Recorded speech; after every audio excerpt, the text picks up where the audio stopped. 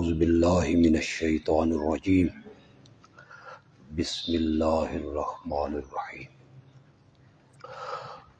کل کے سبق میں ہم نے مسئلہ الہ کی اہمیت پر تھوڑی سی گفتگو کی اور مشرکین مکہ کے عقائد و نظریات پر کچھ گفتگو ہوئی کہ وہ اللہ کی ذات کے بھی قائل تھے اور اللہ کی صفات کے بھی قائل تھے، اور وہ گاہے بگاہے اللہ کو پکارتے بھی تھے۔ کشتیوں میں وہ سوار ہوتے اور کشتی گرداب میں آتی تو وہاں وہ اپنے معبودوں اور مشکل کشاؤں کو بھول جاتے اور خالص اللہ کی پکار کرتے تھے۔ اس کا تذکرہ سورۃ یونس کی آیت نمبر 22 میں،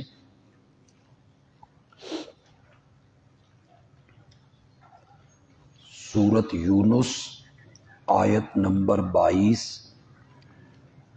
سورۃ بنی اسرائیل آیت نمبر 67،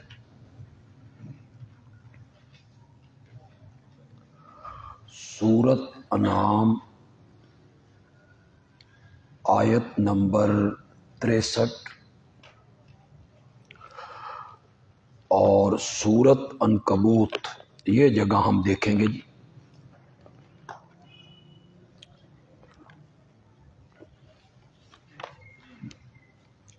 سورۃ عنکبوت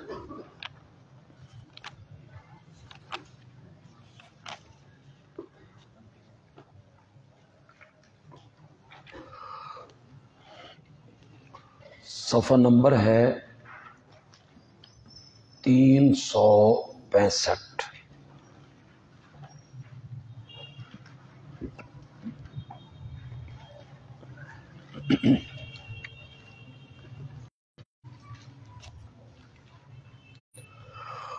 سورۃ عنکبوت آیت نمبر ہے 65۔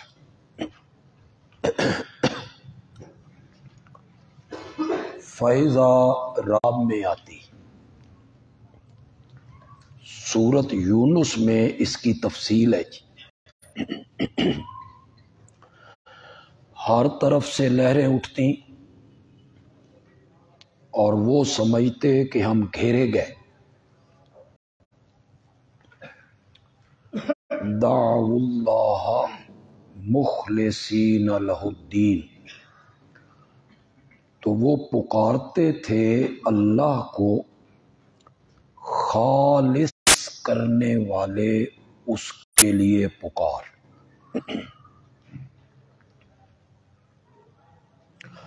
یہ مشرکین مکہ کا عمل بتایا جا رہا ہے۔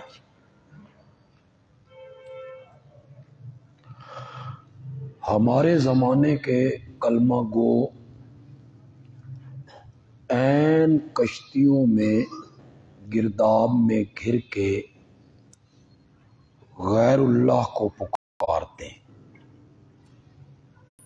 یا معین الدین چشتی لگا دے پار کشتی، مولا علی میری کشتی پار لگا دینا۔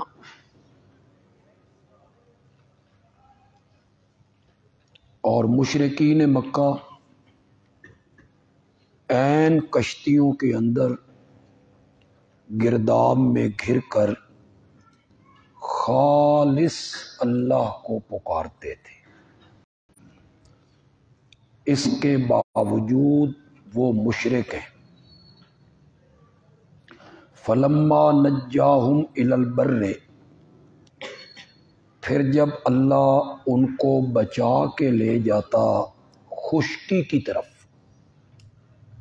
اذا ہم یشرکون، اس وقت وہ شریک بناتے، شرک کرتے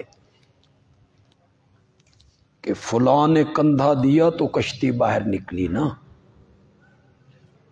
یا فلاں نے مدد کی تو کشتی باہر نکلی، لیکن عین کشتیوں میں مصیبت میں گھر کر وہ صرف اللہ کو پکارتے تھے۔ مشرکین مکہ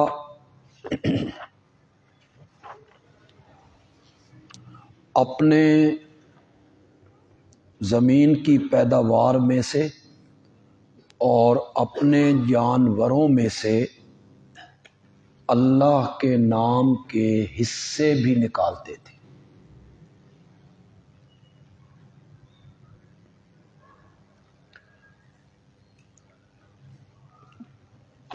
سورۃ انعام دیکھیے،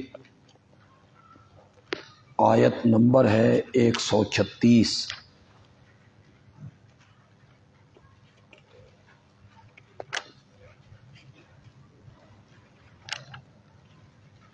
صفحہ نمبر ہے 132۔ صفحہ نمبر 132، 8واں پارہ ہے۔ سورت کا نام ہے سورۃ الانعام، آیت نمبر ہے 136۔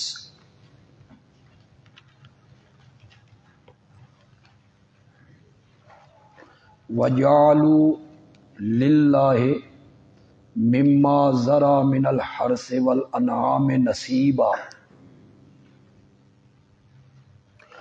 وہ ٹھہراتے ہیں اللہ کے لیے نصیباً، ایک حصہ،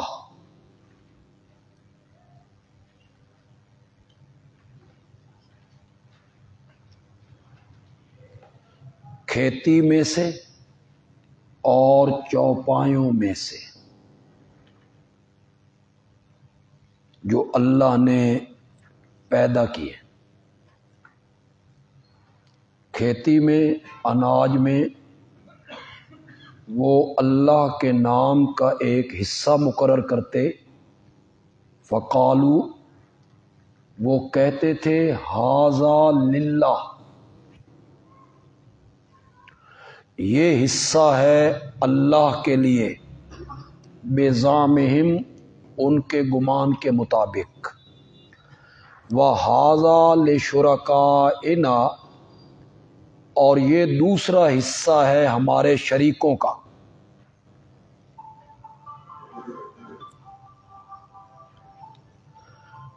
نظر اللہ، نیاز حسین، اللہ کا بھی حصہ اور اللہ کے سوا نیک بندوں کے نام کا بھی حصہ۔ وَھَذَا لِشُرَکَائِنَا، اور یہ ہے ہمارے شریکوں کے لیے۔ فَمَا كَانَ لِشُرَكَائِهِمْ، جو حصہ ہوتا تھا ان کے شریکوں کا، فَلَا يَصِلُ إِلَى اللَّهِ، وہ اللہ والے حصے کی طرف نہیں پہنچتا، اور جو حصہ ہوتا تھا اللہ کا، فَهُوَ يَصِلُ إِلَى شُرَكَائِهِمْ، وہ شریکوں والے حصے کی طرف پہنچ جاتا ہے۔ اور جو شریکوں والا حصہ ہے وہ اللہ والے حصے کی طرف نہیں آنا چاہیے، ورنہ بزرگاں دی مار پہ جائے۔ ڈرتے تھے وہ ان سے۔ ساء ما یحکمون، کتنے برے فیصلے کرتے ہو۔ یہ میں آپ کو سمجھا دیتا ہوں۔ ایک حصہ اللہ کے نام کا نکالتے، اس کا مصرف کیا ہوتا؟ یتیموں، مسکینوں، فقیروں، غریبوں میں تقسیم ہوگا، اللہ والا حصہ۔ ایک حصہ اپنے شریکوں کا نام کا نکالتے، یہ کس پہ تقسیم ہوگا؟ جو باہر سے حاجی آئیں گے، مہمان آئیں گے، یہ ان پہ خرچ ہوگا۔ اگر اللہ والا حصہ کم پڑ جاتا، وہ غریبوں، مسکینوں، فقیروں پہ جو تقسیم ہونا ہے وہ ختم ہو جاتا، تو اس حصے میں سے کچھ اناج نکال کے اس حصے میں ڈالنا، وہ کہتے نا۔ اور اگر شریکوں والا حصہ ختم ہو جاتا، وہ جو حاجیوں کے لیے، مہمانوں کے لیے تھا، تو وہ کہتے تھے اللہ والے حصے میں سے نکال کے نا اس حصے میں ڈال دو، خیر اللہ بے پرواہ ہے۔ یہ کیا کرتے تھے۔ تو ایک حصہ وہ اللہ کے نام کا نکالتے تھے۔ اتنا تو ثابت ہوا کہ صرف اللہ کو مانتے نہیں ہیں، اسے پکارتے ہیں، کشتیوں میں خالص اس کو پکارتے ہیں، اور اس کے نام کا حصہ اور نظر و نیاز بھی، اس کے باوجود وہ کیا ہیں؟ مشرک ہے۔ قرآن کو مشرک کہہ رہا۔ حضرت شیخ القرآن مولانا غلام اللہ خان رحمت اللہ علیہ، میں نے ان سے 2 مرتبہ قرآن کی تفسیر پڑھی۔ انہیں ایوب خان کے زمانے میں پنڈی سے جلا وطن کر دیا گیا، اور وہ تقریباً 16 مہینے اپنے آبائی گاؤں دریا ہزروں کے قریب، اٹک ضلع ہے، پہلے اس کو کیمل پور کہتے، 16 مہینے انہیں وہاں نظر بند کر دی، پنڈی سے جلا وطن کر دیے۔ انہوں نے ایوب خان کے خلاف تقریر کی تھی، اور وہ بھی جب تقریر کرتے تھے تو پیچھے مڑ کے نہیں دیکھا کرتے کہ اس کا انجام کیا ہوگا، نہیں، جو کہنا ہے انہوں نے پنڈی میں بیٹھ کے بربلا کہنا۔ چین کا صدر آیا تو ایوب خان نے سکول کالج کی لڑکیاں استقبال کے لیے ایئرپورٹ پہ کھڑی کر دی۔ اب تو اس کو برا نہیں سمجھا جا رہا ہے، اس لیے کہ ترقی کا زمانہ ہے اور تہذیب، تمدن، اس کو برا بھی نہیں سمجھا جا رہا۔ اس زمانے میں بڑا برا سمجھا جاتا تھا، سکول کی کالج کی لڑکیاں بھی برقعوں میں اور چادروں میں، اور اس نے وہاں کھڑا کر دیا استقبال کے۔ حضرت شیخ نے جمعے پہ کہا کہ جو ملک کا صدر ہوتا ہے نا، یہ قوم کا باپ ہوتا ہے، اور وہ جو لڑکیاں ہیں نا، بچیاں، وہ بیٹیوں کی طرح ہیں۔ تو میں ایوب خان سے پوچھتا ہوں، تیریاں اپنیاں دھیاں کتنے سن؟ قوم کی بیٹیاں ایئرپورٹ پہ لے گئے، اپنی بیٹیاں کہاں ہیں تیری؟ جملہ بڑا سخت تھا۔ اس پر انہیں جلا وطن کر دیا 16 مہینے کے۔ پھر اس نے اپنے بھائی کو بھیجا شیخ کے پاس، بھائی کا نام تھا بہادر خان، کہ جاؤ اور غلام اللہ خان کو سمجھاؤ، مسجد اس کی ہے، تھوڑا سا لہجہ بدلے تو میں انہیں واپس آنے کی اجازت دے دیتا ہوں۔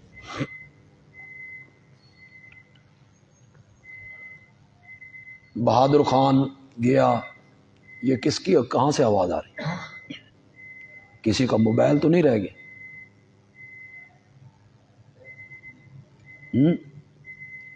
اٹھ کے دیکھ لو کوئی بم شم نہیں پھٹتا، دیکھ لو اٹھ کے، کوئی نہیں۔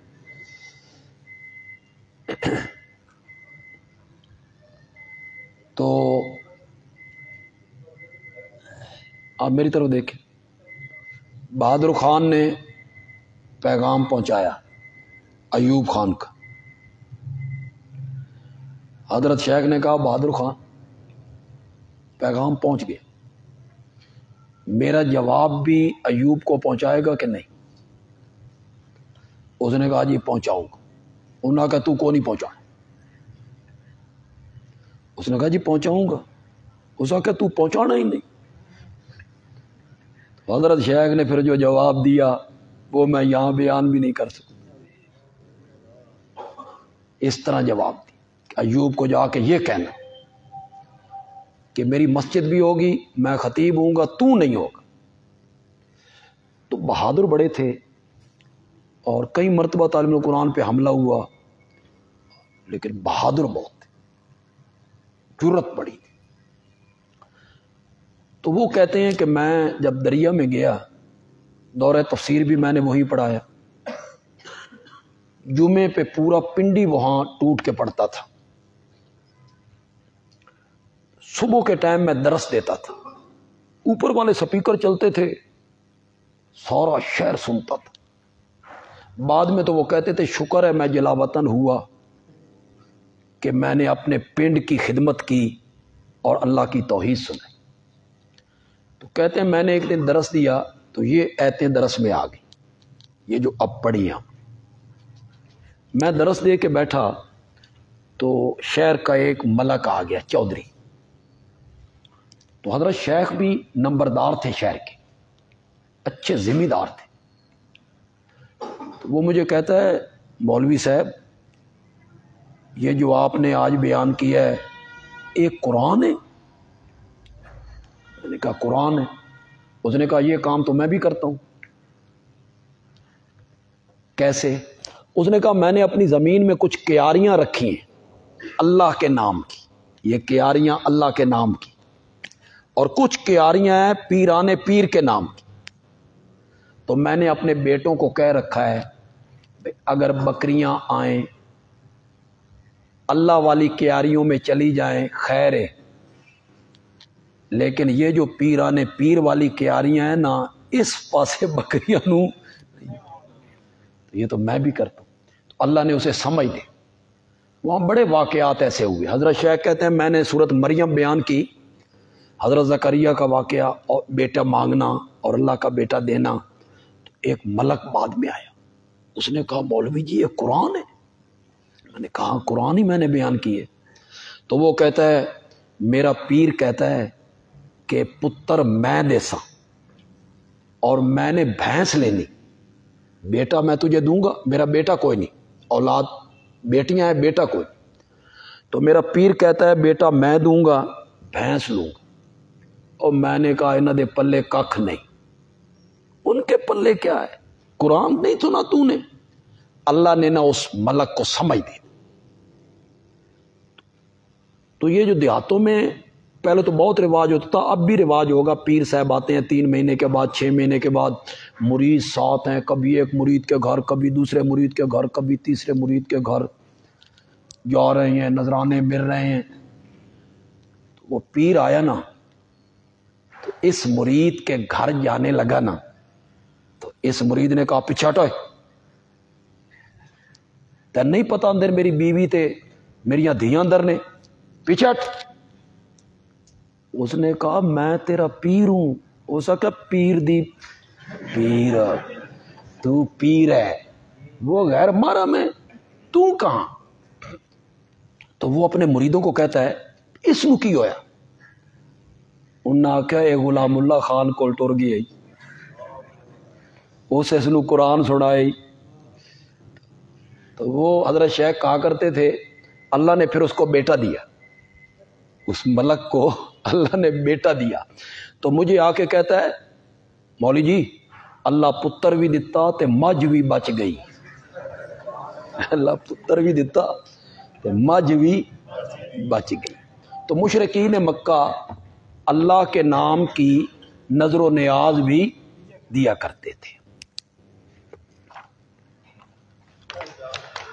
تھوڑا سا ان کے اعمال کے بارے میں گفتگو کر لی۔ عقائد کے بارے میں تو ہم نے گفتگو کر لی، اللہ کی ذات کے قائل ہیں، صفتوں کے قائل ہیں، اللہ کے نام کی قسمیں کھاتے ہیں، وَأَقْسَمُوا بِاللَّهِ جَهْدَ أَيْمَانِهِمْ،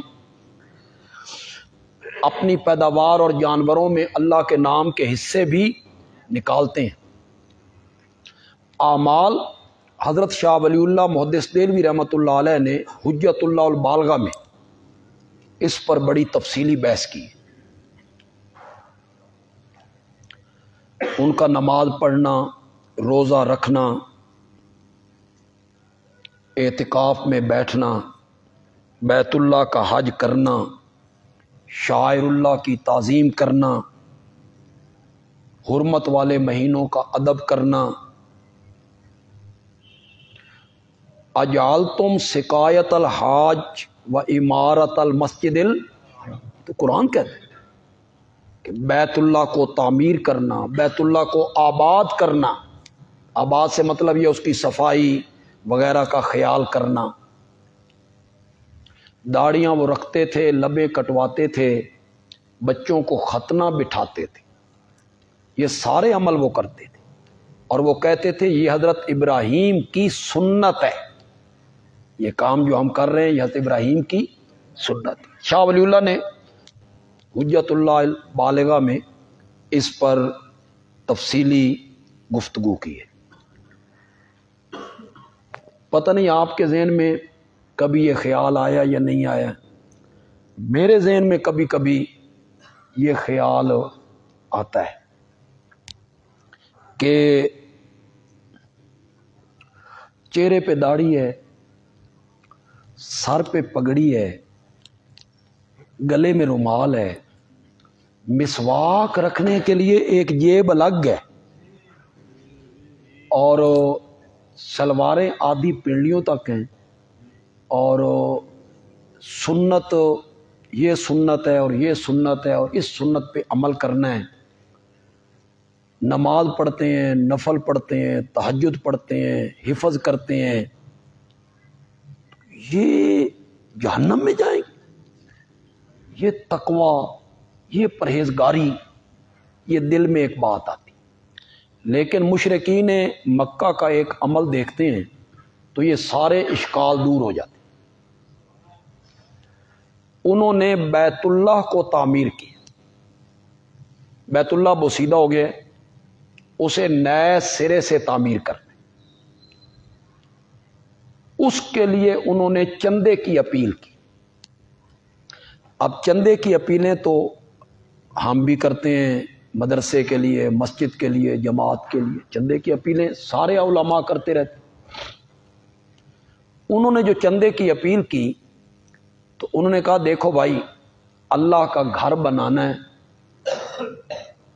چندہ دو، حرام کی کمائی میں سے نہ دینا، ہم حرام کی کمائی بیت اللہ کی تعمیر پہ نہیں لگانا چاہتے، حلال کی کمائی میں سے دینا۔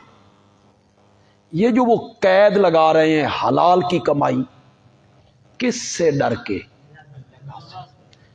یہ تقوی آج کسی عالم میں ہو، یہ تقوی آج کے کسی خطیب میں ہو، یہ تقوی آج کے کسی محتمم میں ہو۔ محتممہ اگر جنت جانا نہ تے بڑی دنیا بھج کے بڑھ جانا۔ آپ دیکھیں گے قیامت کے دن ان کے ساتھ ہوتا کیا ہے۔ یہ جو طلباء کے نام پر چندے لے کے کھاتے ہیں اور زکوٰۃ، عشر، فطرانہ، قربانی کی کھالیں، صدقہ،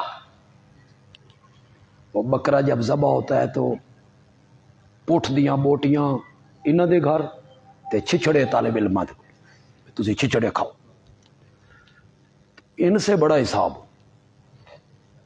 مولانا شیخ الحدیث مولانا محمد زکریا صاحب نے کہیں لکھا، پڑھا تھا، یاد تو نہیں کس جگہ لکھا، کہ اگر کسی بندے نے ایک بندے کا مال کھایا نا، مطلب میں نے چشتی صاحب کا مال کھایا، تو قیامت کے دن یہ میرے پیچھے ہوں گے،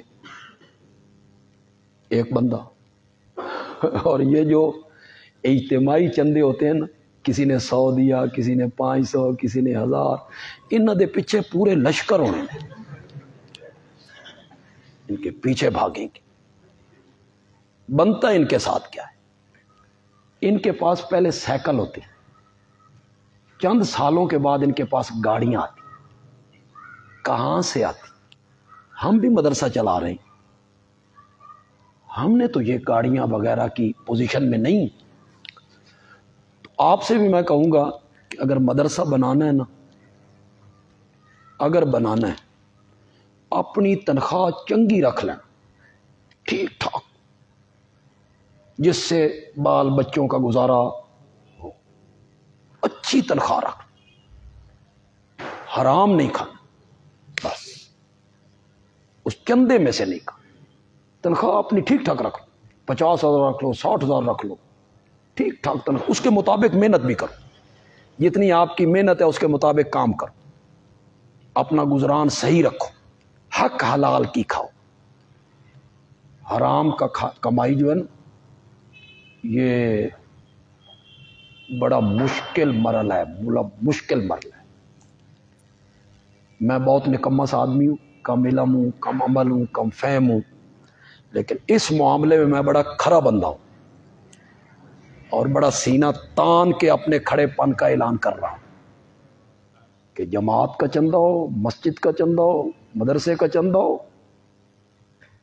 اسی طرح حرام ہے جس طرح خنزیر کھانا حرام ہے۔ ڈاکو ڈاکہ ڈالتا ہے، پیٹرول پمپ لوٹتا ہے، وہ حرام ہے، اور زکوٰۃ اور عشر کا پیسہ کھا جانا یہ حرام نہیں ہے، یہ اس سے بڑھ کر حرام۔ تو بڑا مشکل مرحلہ ہے مدارس کو چلانا اور امانت و دیانت کے ساتھ چلانا۔ تو اگر آپ ایسا کریں گے نا، اللہ کمی نہیں آنے دے۔ ہاں، یہ نہ سوچیں کہ کمی آئے گی، نہیں آئے گی۔ اللہ نے یہ کہاں کہا ہے یا نبی پاک نے فرمایا ہے بھائی 500 طالب علم رکھو؟ شریعت کا حکم ہے 500 رکھو، 10 رکھو، طاقت کے مطابق رکھو، جتنی طاقت ہے اس کے مطابق رکھ لو، کام چلاؤ، گنجائش سے زیادہ کام ہی نہ کرو، جتنی آمدن ہے اس کے مطابق کام کرتے چلے جاؤ۔ اس پر بھی اللہ قیامت کے دن اجر عطا فرمائے، اجر عطا فرمائے۔ تو انہوں نے کہا بیت اللہ پہ حرام کا پیسہ نہیں لگا۔ آج کسی کا بھی یہ عمل نہیں۔ اللہ اکبر۔ پتہ ہوتا ہے بھئی یہ سود خور ہے، یہ جو چندہ دینے آیا ہے نا، یہ سود خور ہے، سودی کاروبار کرتا ہے، بلیک میلر ہے، حرام کی کمائی ہے اس کی۔ لیکن وہ جب 20,000 روپے 30,000 روپے دیتا ہے نا، اور ہم اس کی رسید کاٹتے ہیں، تو ہم رسید حوالے کرتے ہوئے کہتے ہیں جزاک اللہ، اور حرام کھادا کر، تجھے اللہ جزا دے اس حرام کی۔ ہمارا تو یہ عمل ہے، کردار ہے ہمارا۔ اور مشرکین مکہ، حیران ہوتا ہے بندہ، حلال کی کمائی خرچ کرنی ہے، حرام کا پیسہ نہیں لگانا۔ چندہ اکٹھا ہو گیا، چندہ تھوڑا تھا، ایریا بڑا تھا، پھر میٹنگ بیٹھ گئی، اب کیا کریں؟ انہوں نے کہا بیت اللہ کا ایریا چھوٹا کر لو، کچھ جگہ باہر نکال دو، حرام کا پیسہ نہیں لگا۔ یہ حتیم کا علاقہ جو نکالا گیا ہے، یہ مشرکین مکہ نے نکالا تھا، بنائے ابراہیم میں یہ بیت اللہ کے اندر حامل تھا، انہی نے باہر نکالا تھا۔ کیوں نکالا تھا؟ اس لیے کہ ان کے پاس رقم کم تھی۔ بس ان کے عمل کے بارے میں میرا خیال ہے ایک یہی بات کافی، بیت اللہ کو تعمیر کر رہے ہیں، حاجیوں کو ستو پلا رہے ہیں، حلال کی کمائی پر زور دے رہے ہیں، لیکن اس کے باوجود وہ کیا ہیں؟ مشرک۔ اختلاف کس مسئلے میں تھا؟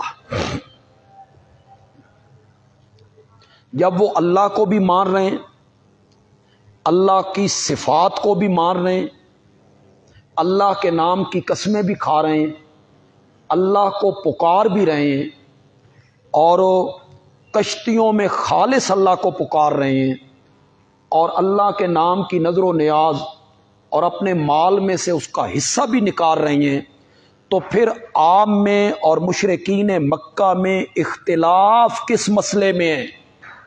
جھگڑا کس مسئلے میں ہے؟ جھگڑا اور اختلاف تھا مسئلہ الہ میں۔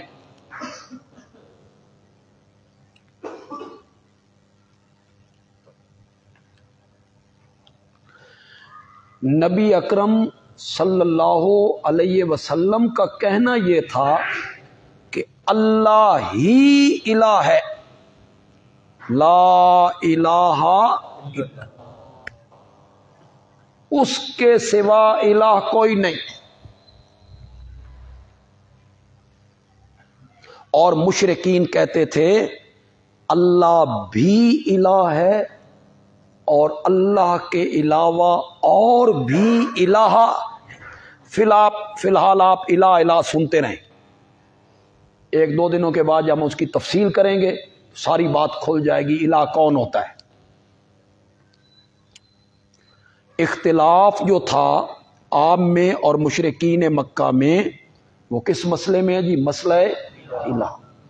آپ کا موقف یہ تھا کہ اللہ ہی الہ ہے اور مشرکین کیا کہتے تھے؟ اللہ بھی الہ ہے. اللہ کی الوہیت کا انکار نہیں کرتے تھے, وہ کہتے اللہ بھی الہ ہے اور اللہ کے سوا اور بھی الہ.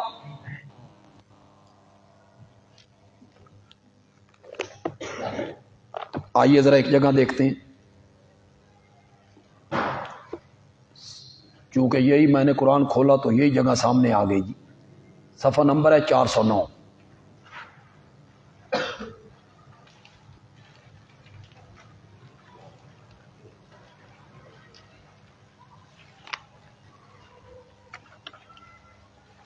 صفحہ نمبر 409.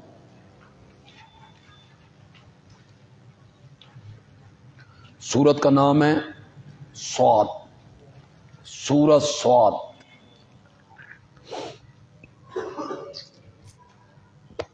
آیت نمبر ہے جی 4.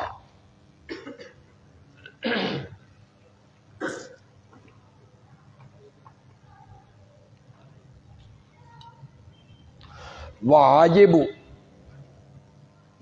أَن جَاءَهُم مُنذِرٌ مِّنْهُمْ, اور ان مشرکین کو تعجب ہوا کہ آ گیا ہے ان کے پاس ایک آگاہ کرنے والا. منہم انہی میں سے, تعجب منہم پر ہے, منہم انہی میں سے, کہ ایک بشر نبی کیسے ہو سکتا ہے؟ ہمارے اندر رہنے والا برادری کا فرد انسان ہے, آدمی ہے, بشر ہے, وہ نبی کیسے ہو سکتا ہے؟ اس بات پہ انہیں تعجب ہوا. وَقَالَ الْكَافِرُونَ, اور کافر کہنے لگے هَذَا سَاحِرٌ کذاب, یہ جادوگر ہے, کذاب ہے. کیا قصور کیا ہے اس کا؟ اجعل الآلہۃ الہا واحدا, کیا اس نے کر دیا بہت سارے الہوں کا ایک الہ؟ یہ ہے جی اختلاف, یہ ہے جھگڑا مشرکین مکہ اور نبی اکرم صلی اللہ علیہ وسلم کے مابین. اجعل الآلہۃ الہا واحدا, کیا اس نے بنا دیا, کر دیا بہت سارے معبودوں کا, الہوں کا ایک الہ. ان ھذا لشیء عجاب, یہ تو بڑی عجیب بات ہے, ہماری عقل اس کو تسلیم نہیں کرتی. وانطلق الملأ منہم, اٹھ کے چل دیے جو چودھری تھے, ملا سردار وڈیرے, منہم ان میں سے, جو سردار تھے, چودھری تھے, وہ اٹھ کے کھڑے ہو گئے اور وہ دوسرے لوگوں کو کہنے لگے انمشو, چلو, وَاصْبِرُوا عَلَىٰ آلِهَتِكُمْ, اور جمے رہو اپنے الہوں پر.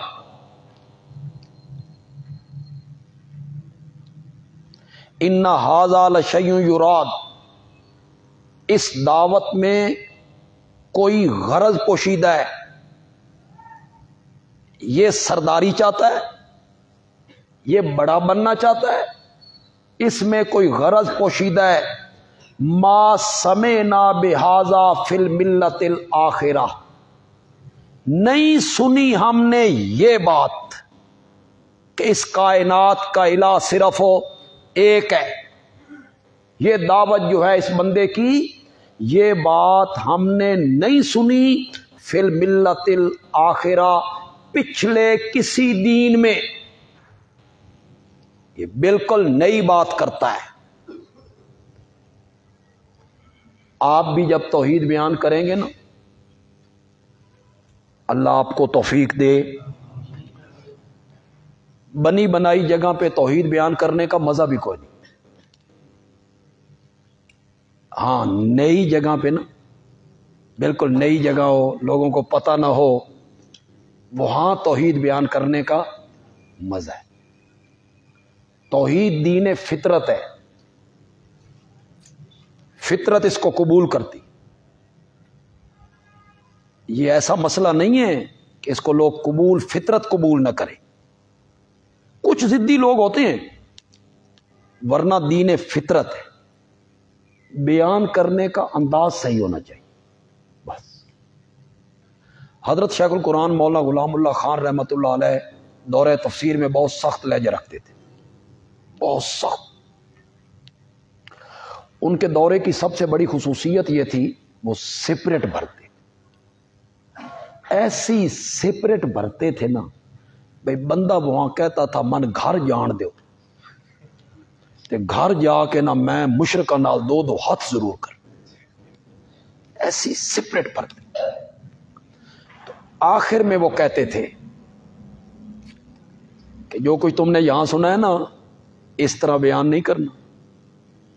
یہ راول پنڈی ہے، یہ جگہ بنیاد بنی ہوئی ہے، اس بنیاد کے بنانے میں بڑی محنت لگی ہے، اس طرح بیان نہیں کرنا. بیان اس طرح کرنا ہے.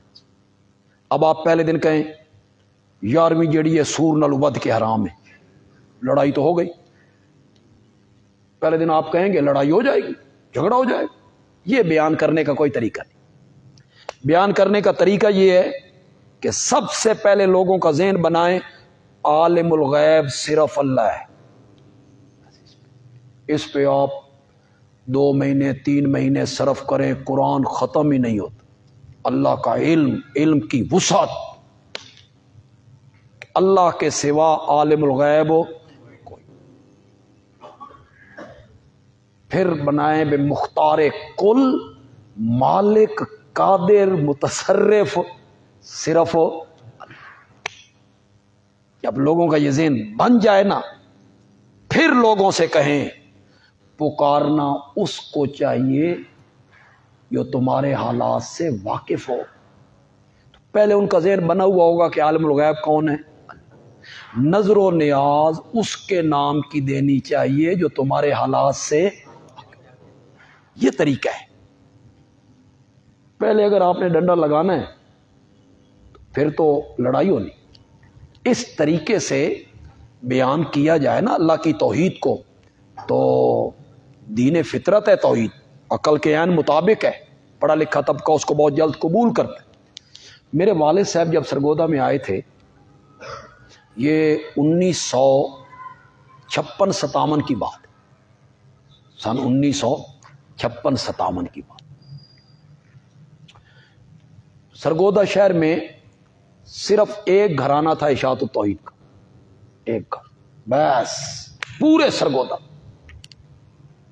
وہی میرے والد صاحب کو لائے تھے، وہ گھرانہ. وہ بسال برادری ہے، آج تو بڑے عہدوں پہ ہیں. یہ ڈاکٹر حسین احمد صاحب ہیں، ان کا کلینک ہے، بہت بڑے تاجر ہیں وہ آج. ان کا ایک بھائی ہمارے پاس حفظ کر کے گیا ہے، آج وہ کرنل ہے، ڈاکٹر ہے. اللہ نے انہیں بڑا نوازا ہے. وہ میرے والد صاحب کو یہاں لائے تھے 18 بلاک کی مسجد. یہ چھوٹی سی مسجد تھی. مسجد کی جگہ پہ لوگوں نے قبضہ کیا ہوا. یہ قبضہ واگزار کیا گیا تو 50 روپے والد صاحب کی تنخواہ تھی اور 55 روپے مکان کا کرایہ تھا. 50 روپے تنخواہ اور 55 روپے مکان کا کرایہ. ہمارے اکابرین نے اس طرح کام کیا. جتنے ہمارے اکابرین ہیں انہوں نے کام اس طرح کیا، بڑی غربت میں اپنے پلے سے پیسے لگا. والد صاحب کہتے ہیں میں نے 6 مہینے عظمت مصطفیٰ بیان.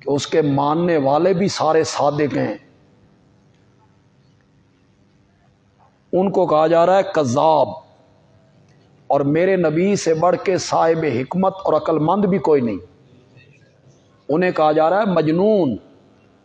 تو پتہ یہ چلا کہ جب آپ بھی توحید بیان کریں گے تو پھر آپ کو یہ سارے فتوے برداشت کرنے پڑیں گے، یہ سارے طعنے، تضحیک، تمسخر،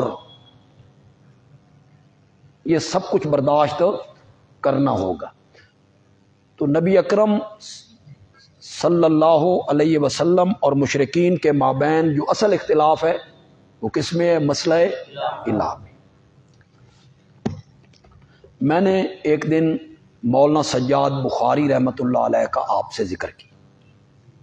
میں کچھ بزرگوں کا تعارف آپ کو کروا رہا ہوں، یہ صرف اس لیے کہ یہ ہمارے آباء تھے، یہ ہمارے اساتذہ اکابرین میں سے۔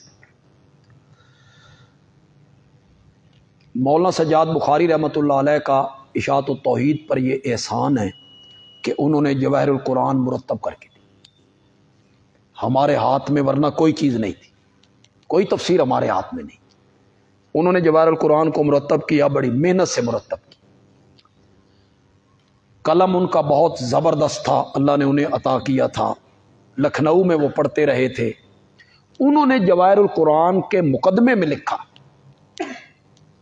کہ میں نے خود ایک عالم کی تقریر سنی جو لوگوں سے کہہ رہا تھا کہ اللہ کے بارے میں تو نبی پاک کا اور ان کا اختلاف تھا ہی کوئی نہیں۔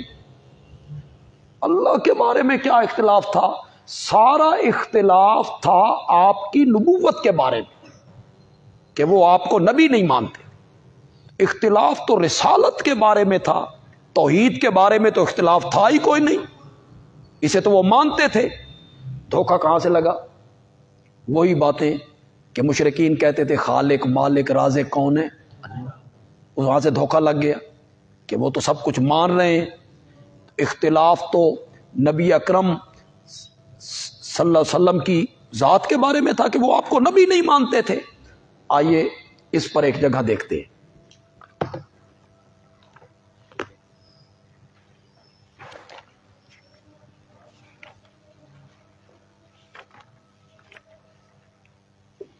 سورت انعام ہے جی،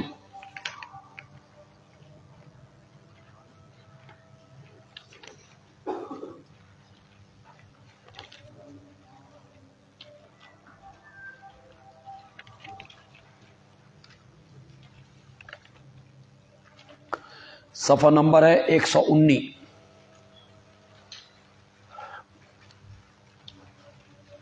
صفحہ نمبر 119، سورت انعام، اور آیت نمبر ہے 33۔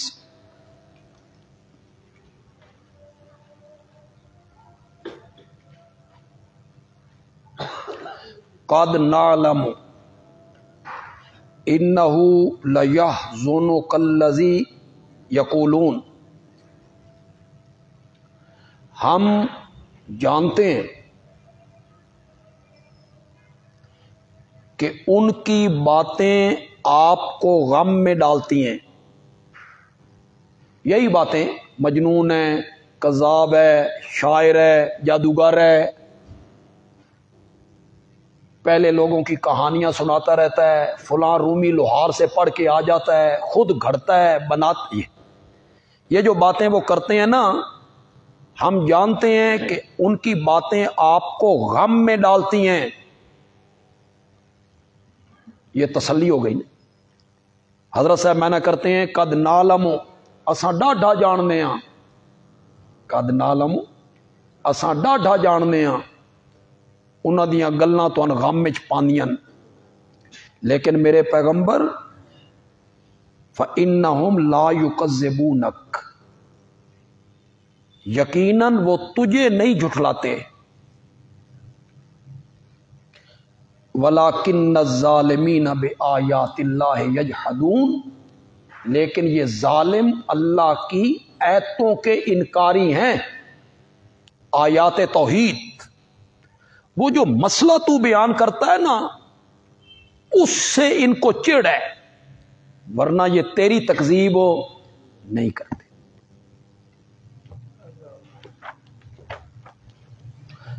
بڑے اختصار کے ساتھ میں بیان کر رہا ہوں کہ ہمارے پاس وقت تھوڑا ہے۔ میں نے اسی نشست میں انشاءاللہ علم غیب پر اور توسل پر اور سماع موتا پر انشاءاللہ گفتگو کرنی، اور اہل تشیع اور اہل سنت کے مابین جو اصل اختلاف ہے اس پر بھی گفتگو انشاءاللہ کرنی ہے، اس پر گفتگو۔ تو میں ذرا اسے شارٹ کر رہا ہوں جی، اور اہل علم میں ہوں میں، بس ایک ایک دو دو آیتیں میں آپ کے سامنے رکھ رہا ہوں تاکہ وہ دیکھ کا ایک دانہ دیکھ کے آپ پوری دیکھ کا اندازہ لگا سکیں۔ مسئلہ الہ کی ابتدا ہوئی حضرت نوح سے۔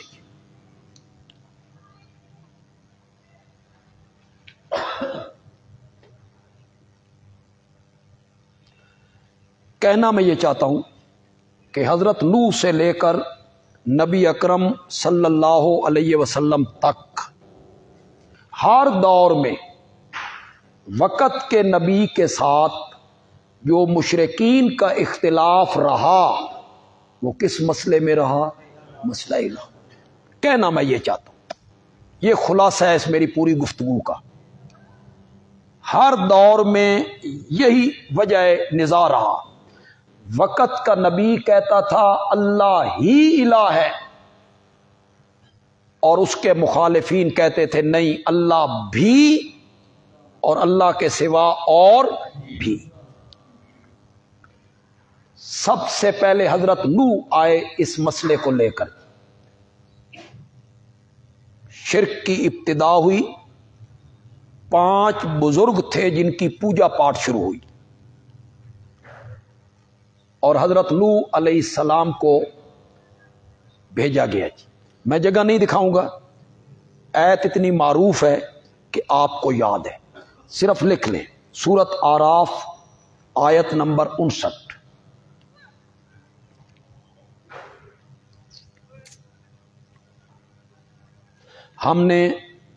ہم سورۃ ہود میں یہ سب کچھ پڑھ چکے ہیں، سورۃ ہود میں یہ سب کچھ ہم پڑھ چکے ہیں۔ وَلَقَدْ أَرْسَلْنَا نُوحًا إِلَىٰ قَوْمِهِ قَالَ يَا قَوْمِ اعْبُدُوا اللَّهَ مَا لَكُم مِّنْ إِلَٰهٍ اعْبُدُوا اللَّهَ إِلَّا اللَّهَ۔ اعْبُدُوا اللَّهَ کس کا معنی دے رہا ہے؟ إِلَّا اللَّهَ۔ مَا لَكُم مِّنْ إِلَٰهٍ غَيْرُهُ کس کا معنی دے رہا ہے؟ لا الہ۔ تو دعوت کیا ہے؟ لا الہ الا اللہ کی عبادت کرو، اس لیے کہ اس کے سوا تمہارا کوئی الہ نہیں۔ پہلی دعوت ہے حضرت نوح کی، اور 950 سال، کتنے؟ 950 سال حضرت نوح نے یہ دعوت دی اپنی قوم کو۔ قوم کے لوگوں نے جواب میں کیا کہا؟ یہ جگہ دیکھ لیتے ہیں ذرا، 29واں پارہ ہے۔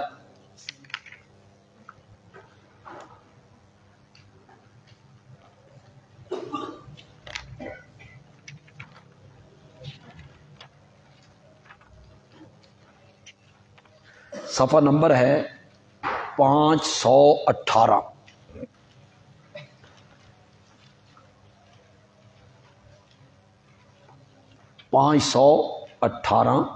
سورت کا نام ہے نوح، آیت نمبر ہے 24۔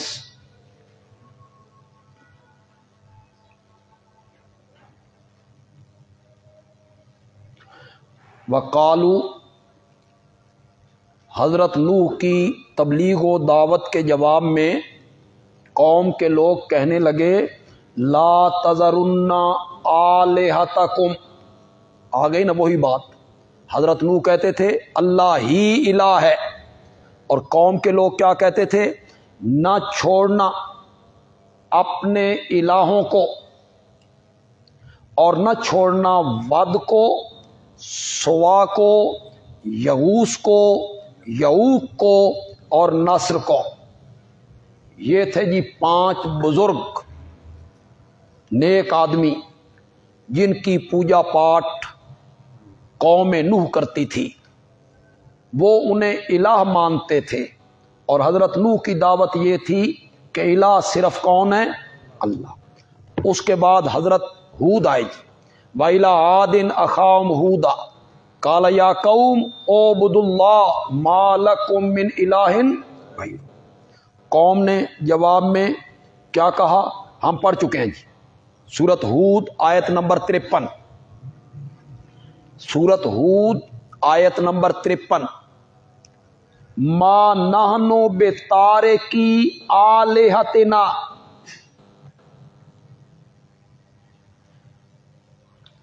ہم نہیں ہیں چھوڑنے والے اپنے الہوں کو۔ جھگڑا یہی ہے کہ وہ کہتے تھے ہمارے یہ الہ ہیں، اور حضرت ہود کہتے تھے کہ نہیں، الہ اس کائنات کا صرف کون ہے؟ اللہ۔ حضرت شعیب کی یہی دعوت تھی جی، جو انہوں نے اپنی قوم کے سامنے رکھی۔ حضرت ابراہیم علیہ السلام کی جو دعوت ہے، جسے سورت مریم میں بیان کیا، سورت انبیاء میں بیان کیا، سورت شعراء میں بیان کیا، ان کی دعوت بھی یہی تھی کہ عبادت کے لائق صرف ہو۔ لِمَ تَعْبُدُ مَا لَا يَسْمَعُ وَلَا يُبْصِرُ وَلَا يُغْنِي عَنْكَ شَيْئًا۔ وہ یہی دعوت دے رہے تھے کہ اس کائنات میں اللہ کے سوا عبادت کے لائق کوئی الہ وہی ہے نا جس کی عبادت کی جائے۔ تو حضرت ابراہیم کی دعوت یہ تھی کہ الہ صرف کون ہے؟ اللہ۔ قوم کے لوگوں نے جواب میں کیا کہا، اسے ذرا دیکھ لیتے ہیں۔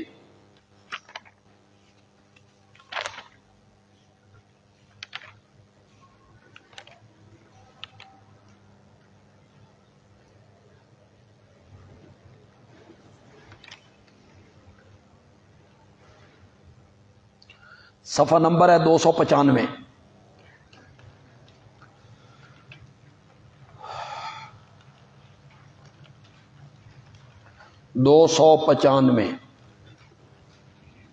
سورت کا نام ہے الانبیاء، اور آیت نمبر ہے 51 سے شروع ہو رہی ہے۔ وہ بس سارا تو ہم بیان نہیں کر سکتے، حضرت ابراہیم کی تبلیغ ہے۔ یہ مورتیاں شورتیاں کیا ہیں جن کے آگے تم مجاور بنے بیٹھے ہو؟ وہ کہنے لگے ہم نے اپنے باپ دادا کو پایا ان کی پوجا پاٹ کرتے ہوئے۔ یہ جو حضرت ابراہیم علیہ السلام کی تعریفیں کرتا ہے نا اللہ قرآن میں، ان ابراہیم کان امۃ قانتا للہ حنیفا ولم یک من المشرکین شاکرا لانعمہ اجتباہ وہداہ الی صراط، پھر نبی پاک کو اللہ کہتے ہیں واتبع ملت ابراہیم۔ انہیں ہی نہیں کردا، حضرت ابراہیم کی جو دعوت ہے نا، اور جس جرت سے دعوت ہے، خدا دی قسم ہے اس دی مثال ہی کوئی۔ اکیلا بندہ ہے، اکیلا، باپ نے نکال دیا ہے، باپ نے جب نکالا قوم کے سامنے آ گئے۔ اب تو تھوڑا سا لہجہ بدلتے نا تو قوم کو کہا کیوں کرتے ہو پوجا پاٹ ان کی؟ انہوں نے کہا ہم نے اپنے باپ دادا کو پایا ہے۔ تو حضرت ابراہیم علیہ السلام کو کہنا چاہیے تھا باپ دادا اللہ کے پاس چلے گئے ہیں، تو سب میرے نال گل کرو، مجھ سے بات کرو تم نہ۔ حضرت ابراہیم نے کہا لقد کنتم انتم وآباؤکم فی ضلال مبین، تساں بھی پکے گمراہ تے تواڈے پیو دادے بھی پکے گمراہ۔ اب بولیے یہ کہنا آسان تھا اس معاشرے میں؟ یہ کہنا آسان نہیں تھا اس معاشرے میں جو حضرت ابراہیم علیہ السلام نے کہا۔ پھر آگے بتایا کہ رب کون ہے، الہ کون ہے۔ اب نیچے آئیے جی، آیت نمبر 60 پہ آئیے جی، آیت نمبر 59 پہ آئیے، 59 پہ۔ انہوں نے ان کے الہوں کو ٹکڑے ٹکڑے کر دی۔ اس معبد خانے میں گیا، کسی کی ٹانگ، کسی کا پاؤں، کسی کا ناک، کسی کی آنکھ نکالتے چلے گئے۔ وہ آئے میلے سے واپس آئے تو ان مشرکوں کی بڑی عادت ہوتی ہے بے سلام کرن جانا، تو وہ اپنے معبودوں کو سلام کرنے آئے، تو معبد خانے میں جب آئے نا تو دیکھا ایک کباڑ خانہ بڑھے ہے، کسی کی ٹانگ کوئی نہیں، کسی کا بازو کوئی نہیں، کسی کی ناک کوئی نہیں۔ کہنے لگے من فعل ھذا بآلہتنا، کس نے کیا یہ سب کچھ ہمارے الہوں سے؟ جھگڑا کس میں؟ اسی سے۔ وہ کہتے ہیں ہمارے الہ ہیں یہ، اور حضرت ابراہیم کہتے تھے کہ نہیں، اس کائنات کا الہ ہے تو صرف کس نے کیا یہ کام ہمارے الہوں سے؟ انہ لمن الظالمین، تو بڑا ظالم آدمی، اس نے بڑا ظلم کیا ہے۔ آگے کیا کہتے ہیں؟ اگلے صفحے پہ آئیے، قالو حرقوہ، کہنے لگے ابراہیم کو جلا دو، وانصروا آلہتکم، اور مدد کرو اپنے الہوں کی۔ تو حضرت ابراہیم کا بھی قوم سے جو جھگڑا تھا وہ کس مسئلے میں تھا؟ اسی مسئلے میں تھا کہ اس کائنات کا الہ ہے تو صرف اللہ ہے۔ حضرت موسیٰ علیہ السلام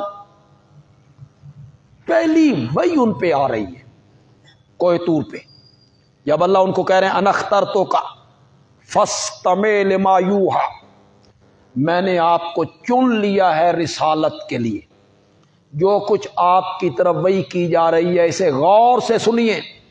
اننی انا اللہ لا الہ الا انا فاعبدنی، میرے سوا کوئی بھی الہ نہیں۔ ان کی دعوت بھی، حضرت موسیٰ کی دعوت بھی یہی تھی، حضرت یوسف کی دعوت بھی یہی تھی۔ حضرت یعقوب نے جو اپنے بیٹوں کو کہا ما تعبدون من بعدی، قالوا نعبد الہک و الہ آبائک، ان کی دعوت بھی یہی تھی۔ حضرت عیسیٰ نے بھی یہی دعوت پیش کی تھی۔ تو ہم نے اس بحث کو بھی مکمل کر لیا کہ ہر دور میں اللہ کے نبی اور ان کی قوموں کے درمیان جو اصل جھگڑا اور اصل اختلاف تھا وہ اس مسئلے میں تھا کہ وقت کا نبی کہتا تھا اس کائنات کا الہ صرف اس کے سوا کوئی الہ نہیں۔ یہ دعوت تھی اللہ کے نبی کی، اس نے یہ دعوت پیش کی، اور قوم کے لوگ کہتے تھے نہیں، اللہ بھی الہ ہے اور اللہ کے سوا اور بھی الہ ہے۔